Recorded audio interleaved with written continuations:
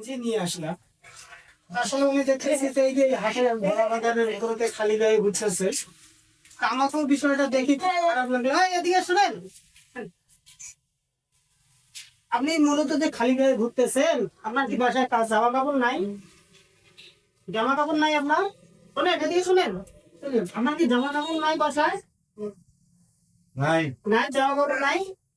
আসলে উনি কথাও বলতে পারতেছে না। আর একবারই গেল, মনে হয় যে এগুলো কি সমস্যা মনে হয়, এরকম মনে হচ্ছে একবারে। শোন শোনেন শোনেন, ওনার জন্য আমি একটা কি নিয়ে আসলাম। এই বাজারে একটা গেঞ্জি পাইছি অবশ্য।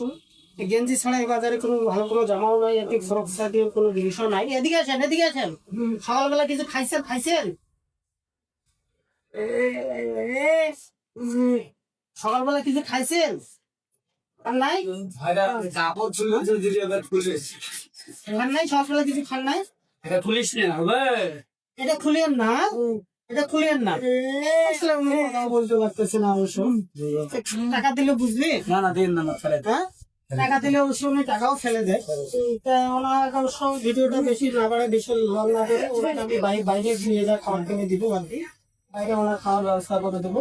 আর ওনার জন্য এই গেঞ্জিটা নিয়ে আসবেন। আমি সবসময় এই জায়গায় মানুষের পাশে যেন থাকতে পারি, আমার জন্য দোয়া করবেন। আসসালামু আলাইকুম।